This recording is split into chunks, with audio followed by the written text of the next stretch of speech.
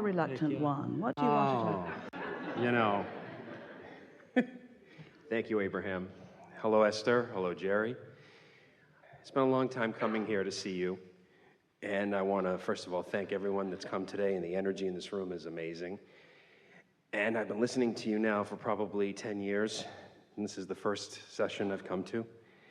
And I have to say that I said to my partner that being in the room, experiencing you firsthand is incredible. It's so much different, and I'm so grateful and thankful that I came today. So thank you for this opportunity. I'm a voiceover actor by trade. That's what I do. And I've been working with my voice since I was 5 years old, and I love the business that I'm in. About 10 years ago, when I discovered you and Wayne Dyer at the same time, I was losing my voice in my business. And I didn't know what it was at first. And went to doctors and eventually had surgery and was told that I had reflux and that was causing my voice to fail. And I had the surgery, and it was not successful. And eventually discovered a doctor who told me that I was, after hundreds of thousands of dollars of surgeries, told me that I was speaking in the wrong part of my voice.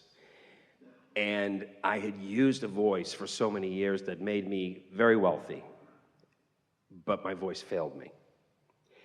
And something told me that I've been trying to figure out why I blamed myself, what I was doing, or I blamed other people. Why were people directing me, coaching me in a certain way that made me lose my voice? I lost my homes. I got into a spiral that I could not get out of. And over the past few years, I've discovered a new energy of how I use my voice in helping other people discover their authenticity. What I realized was I was using an inauthentic voice and became successful using it. The problem I have now is that you mentioned earlier about that there's a passion I know I have, but I'm stuck. I'm feeling fear. I know I can help and serve, but I just don't.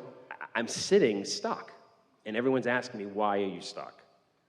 Well, it isn't a wonder, because you've had the microphone for a while, and it's all been off-path conversation. It's all right, because there is a feeling or an attitude, it's sort of a human tendency that says, need to kind of bring you up to speed with where I am by explaining how I got here. Mm-hmm. So you perpetuate the conversation in order to explain or defend or justify or even try to make a new jumping off point. Right. But every word about that is off path, off path, off path, off path, off path. In other words, the feeling of stuck is, I want this, but I'm here, and I want this, but I'm here, and I want this, but I'm here, and I want this, but I'm here, and I want. And so, logically, I want this, and I want this, and I want this, and I want this, and I want this, and I want this. Without adding the other, you get unstuck, because law of attraction and the laws of the universe and momentum and trajectory all bring you back along to where you want to be. Right. Now, you did say something. We felt a little glimmer of it in you. It was a vibrational thing that you actually put words to. That really is what this is all about. When you said, I found some other things. In other words, I found something else. I'm able to do these things that I maybe wouldn't have even been able to do if I hadn't had this resistance. And so it's really inappropriate, we love you so much, for you or anyone to say ever about yourself that something went wrong, that it went wrong. And it's easy to make those assumptions or draw those conclusions when you see livelihood go away, or when you see something that you've been counting on not there, or when things change in your life experience, because it's easy to forget that with that contrasting experience, you launched, reaffirmed, reconfirmed, added power to, added clarity to who you want and what you really want. So your vortex picked up speed. And who you are as an inner being gained momentum during that time that you were experiencing contrast, that at any time you can then receive the benefit of.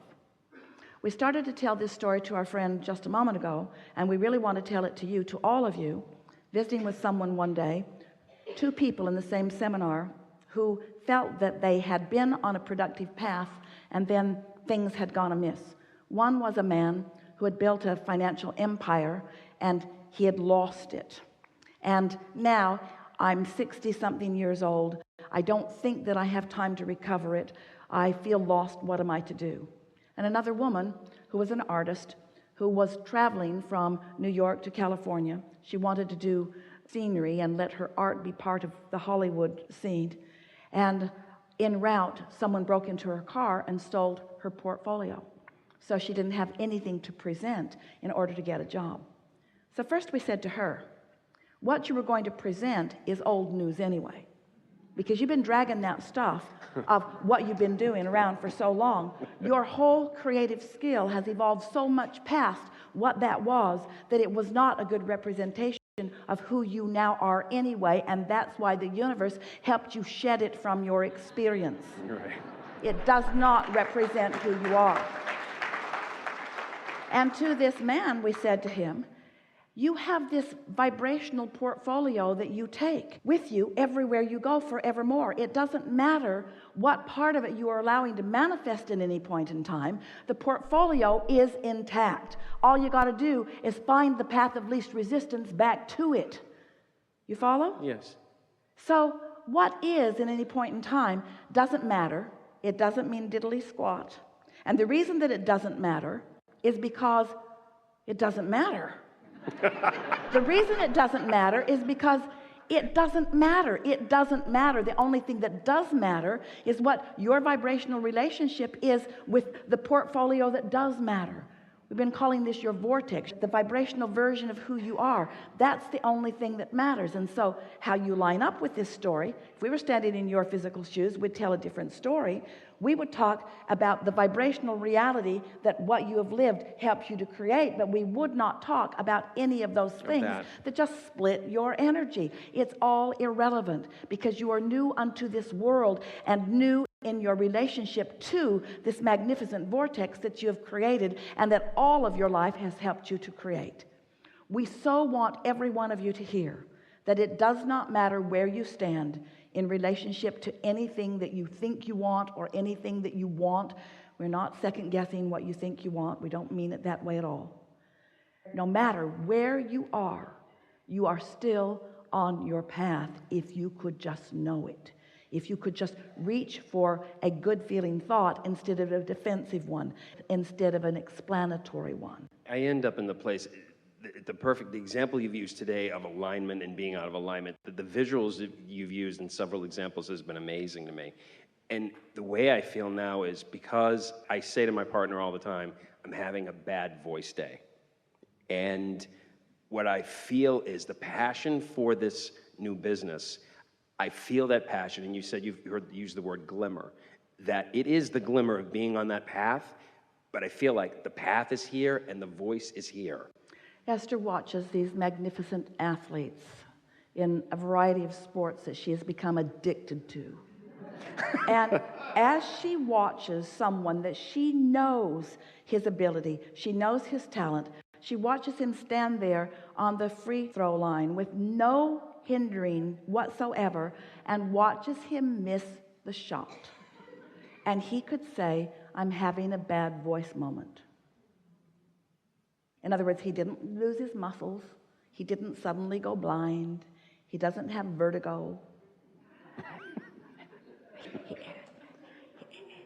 He has no legitimate excuse like you're trying to give yourself.